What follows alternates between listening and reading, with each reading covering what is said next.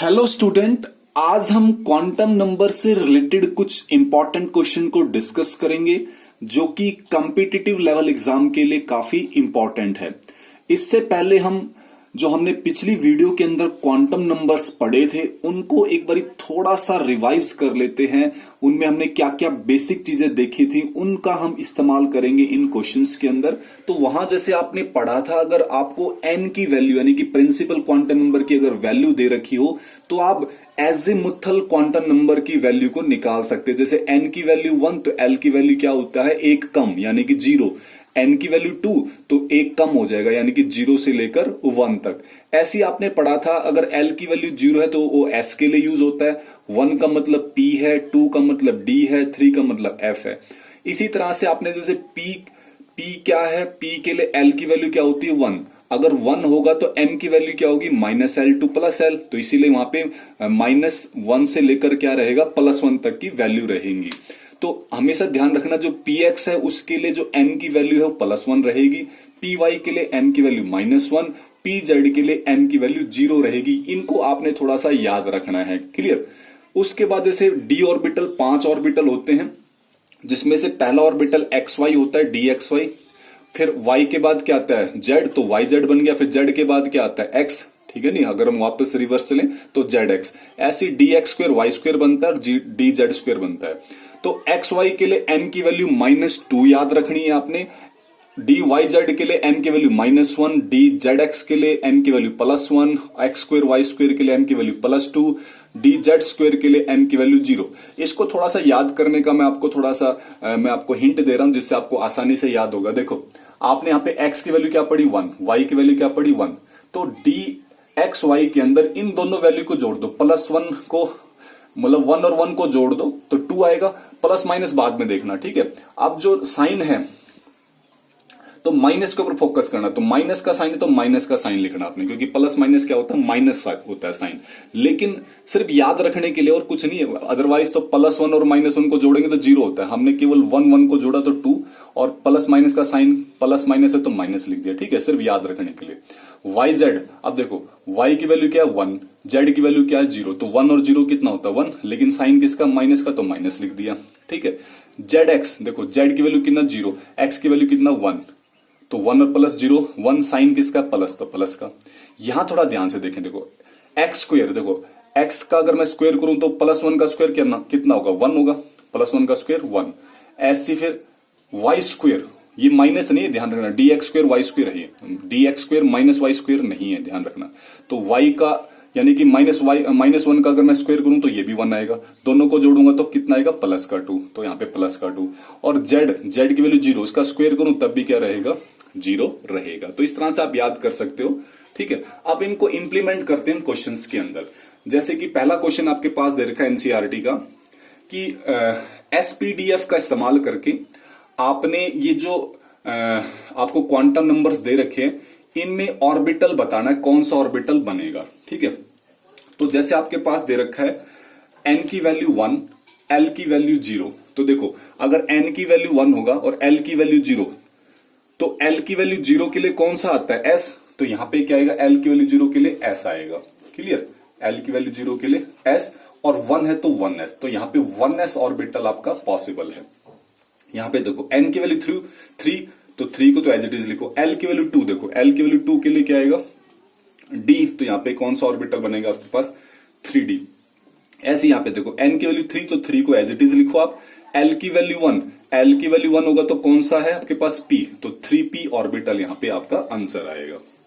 Next question पे चलते हैं। क्वेश्चन पूछा हुआ है कि आपके पास एक 4f ऑर्बिटल दे रखा है, इस 4f ऑर्बिटल के लिए कौन कौन सी पॉसिबल वैल्यूज है, n के लिए n, l के लिए m यानी कि मैग्नेटिक क्वांटम नंबर, और s का मतलब स्पिन क्वांटम नंबर।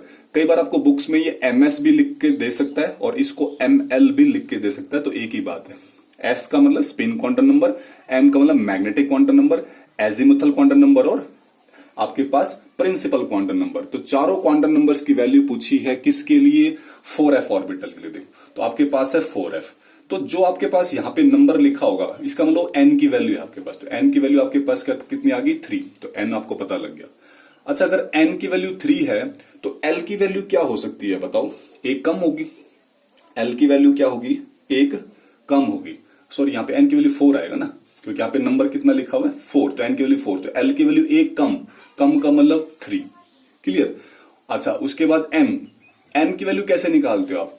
m की वैल्यू का फॉर्मूला होता है -L2 + L, तो -3 +3, तो कैसे लिखोगे इसको? इसको आप लिखते हो -3 -2 -1 0, फिर प्लस का 1 प्लस का 2 प्लस का 3, तो ये पॉसिबल वैल्यूज है m की। अच्छा, स्पिन क्वांटम नंबर हमेशा ध्यान रखना, ये +½ और -½ होगा। ठीक है, तो ये था इसका आंसर। क्लियर? नेक्स्ट क्वेश्चन पे चलते हैं। Write down the quantum numbers n, l और m। किसके लिए लिखना हमने? ये जो ऑर्बिटल्स दे रखे आपके पास, तो पहला ऑर्बिटल है 3d x² और y²। तो देखो यहां पे 3 है तो ये n की वैल्यू है, तो n की वैल्यू आपको पता लग गया। n बहुत ही आसान होता है निकालना। अब देखो l की वैल्यू क्या होगा बताओ? एक कम करके बताओ। तो n की वैल्यू 3 तो l की वैल्यू 2, एक कम करके, क्योंकि फॉर्मूला क्या होता है इसका? 0 to n-1। किसका फॉर्मूला? ये l का। l भी आपको पता लग गया। अब m की वैल्यू क्या होगी? तो आपने पढ़ा है dx² y²। देखो इधर dx² y² के लिए m की वैल्यू +2, तो आपको m की वैल्यू पता लगी +2। उसके बाद आपको निकालना है, हाँ केवल m तक निकालना, बस ये वैल्यू निकालनी है। अब इसके लिए देखो अगला क्वेश्चन है 4dz², तो यहाँ पे n की वैल्यू क्या होगी? 4। अच्छा, l की वैल्यू क्या होगी? फिर एक कम करके 3। अच्छा, फिर m की वैल्यू क्या होगी? देखो dz², तो dz² के लिए इधर देखें तो आप कितनी वैल्यू है? 0, तो dz² के लिए यहाँ पे वैल्यू 0 आ गई। 3px के लिए आप खुद ट्राई करना। देखो मैं आपको बस यहाँ पे n की वैल्यू बता देता हूं। px के लिए m की वैल्यू क्या है? +1। बाकी आपने n खुद से निकालना है और l खुद से निकालना है। ठीक है, नेक्स्ट क्वेश्चन चलते हैं। Which of the following orbitals are not possible? इनमें से कौन सा ऑर्बिटल पॉसिबल नहीं है? तो क्वेश्चन ये कह रहा है कि क्या जो हमने 1p लिखा है क्या ये पॉसिबल है? 1p बन सकता है या नहीं बन सकता? तो कैसे करेंगे इस क्वेश्चन को, इसको देखते हैं। तो देखो यहां पे अगर हम देखें तो n की वैल्यू क्या है? 1 है। अगर n की वैल्यू 1 है तो l की वैल्यू क्या होगी? 0 होगी। ऐसे क्वेश्चन के अंदर जो आपसे पूछ रहा है कि ऑर्बिटल पॉसिबल है या नहीं है, ऐसे क्वेश्चन में आपने l की सभी वैल्यू लिखनी है जो भी पॉसिबल है। ठीक है, तो देखो 1 का तो मतलब हो गया 1 एज इट इज, और 0 का मतलब, देखो 0 का मतलब आपको मैंने यहां बताया था, 0 का मतलब होता है s, तो इसका मतलब इससे तो क्या बनेगा? केवल 1s ऑर्बिटल बनेगा। लेकिन ये तो क्या बना रखा है? 1p, इसका मतलब 1p ऑर्बिटल जो है वो नॉट पॉसिबल है। नेक्स्ट चलते 4d पर। देखो यहां से n की वैल्यू कितनी है? 4, तो l की वैल्यू क्या होगी? 0 1 2 3, एक कम लिखना ना, 3 के बाद 4 नहीं लिखना। तो 0 का देखो 0 का मतलब हो गया s, 1 का मतलब हो गया p, 2 का मतलब हो गया d, 3 का मतलब हो गया f। अब यहाँ पे n की वैल्यू कितनी? 4, तो 4 सब में लिख दो, यहाँ पे 4 सभी में लिखो। तो आप देखो क्या 4d ऑर्बिटल यहां पे आपको दिखाई दे रहा है? हाँ बिल्कुल दिखाई दे रहा है, ये रहा 4d ऑर्बिटल। इसका मतलब 4d ऑर्बिटल पॉसिबल है, तो दिस वन इज पॉसिबल, ये पॉसिबल है। नेक्स्ट 3f पे चलते। देखो यहां पे n की वैल्यू कितनी है? 3, तो l की वैल्यू जितनी पॉसिबल वैल्यूज है 0 से लेकर 1 2, एक कम लिखना है, 3 तक नहीं जाना। तो 0 का मतलब है s, 1 का मतलब है p, 2 का मतलब है d। अब यहाँ पे n की वैल्यू लिखो सब में, 3 3 3। तो चेक करो क्या 3f ऑर्बिटल यहाँ पे आपको दिखाई दे रहा है? नहीं दिखाई दे रहा, तो इसका मतलब 3f जो है वो नॉट पॉसिबल आएगा। और लास्ट क्वेश्चन पे चलते हैं हम अपने। लास्ट क्वेश्चन है अपने पास, आपको क्वांटम नंबर्स के सेट दिए हुए हैं और पूछ रहा है कि कौन सा सेट पॉसिबल है या नहीं है। जैसे देखो n की वैल्यू अगर 0 है तो l की वैल्यू क्या 0 होगी? सोच के देखो, अगर n की वैल्यू 0 है तो क्या l की वैल्यू 0? तो पहले ही क्वेश्चन यहां पे गड़बड़ होगी। देखो आपको पता है n की value 0 is not possible, 0 possible नहीं है, क्योंकि n की वैल्यू तो स्टार्टिंग कहां से होती है? 1 से, 1 2 3। तो इसका मतलब ये जो सेट ऑफ क्वांटम नंबर है वो पहले ही क्या हो गया? गलत हो गया। इसका मतलब ये पॉसिबल ही नहीं है। नेक्स्ट पे चलते। देखो अगर n की वैल्यू 2 है तो क्या l की वैल्यू 1 होगी? बिल्कुल, एक कम होगी, तो ये तो बिल्कुल सही लिखा हुआ है।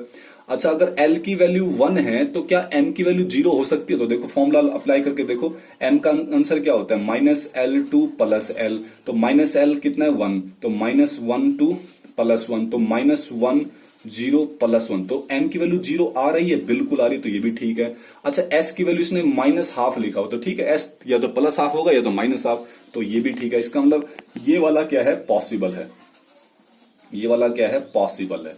इस पे चलते, देखो n की वैल्यू अगर 1 है तो L की वैल्यू 0 हो सकती है, हाँ बिल्कुल, एक कम। M की वैल्यू 0, बिल्कुल। अगर L की वैल्यू 0 है तो M की वैल्यू भी 0, क्योंकि M का फॉर्मूला क्या होता है, -L2 + L, तो -02 + 0 यानी कि 0। S बिल्कुल ठीक है, तो ये भी क्या है, पॉसिबल है। इस पे चलते, देखो n की वैल्यू 3 है तो क्या L की वैल्यू 3 हो सकती है, नहीं, L की वैल्यू 1 कम होगी, तो यहीं पे गलत हो गया क्वेश्चन। तो इसका मतलब ये जो सेट ऑफ क्वांटम नंबर है ये पॉसिबल नहीं है। तो ये थे कुछ हमारे पास क्वेश्चन जो कि आपने अच्छे से समझ लिया होगा। अगर समझ में नहीं आए तो दोबारा से वीडियो को दोबारा से देखें, आपको जरूर समझ में आएगा।